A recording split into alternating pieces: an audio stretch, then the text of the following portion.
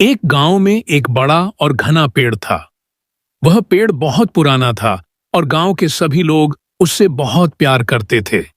बच्चे उसकी छांव में खेलते, बूढ़े उसकी छांव में बैठकर आराम करते।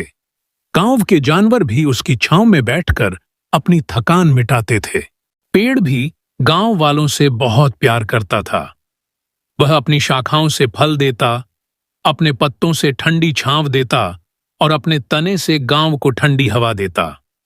समय के साथ गांव के लोग उस पेड़ के इतने अभ्यस्त हो गए कि वे उसके महत्व को भूलने लगे।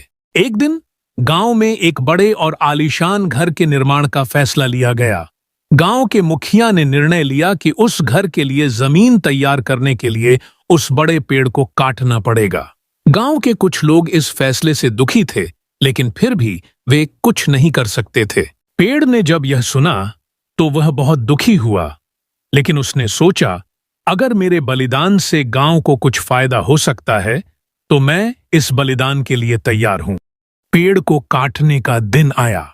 जब लकड़हारे पेड़ को काटने आए तो पेड़ ने उनसे कहा, तुम मुझे काट सकते हो, लेकिन मेरे कुछ हिस्से को बचाकर रखना ताकि मैं फिर से उग सकूं और गांव वालों की सेवा कर सकूं।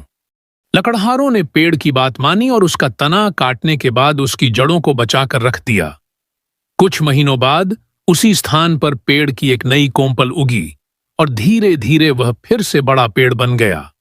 इस बार गांव के लोग उस पेड़ का और भी अधिक सम्मान करने लगे। उन्होंने सीखा कि पेड़ का बलिदान उनके भले के लिए था और उन्होंने यह भी समझा कि प्रकृति को संरक्षित करना और उसका सम्मान करना बहुत जरूरी है। शिक्षा। प्रकृति का सम्मान और देखभाल करना हमारा कर्तव्य है।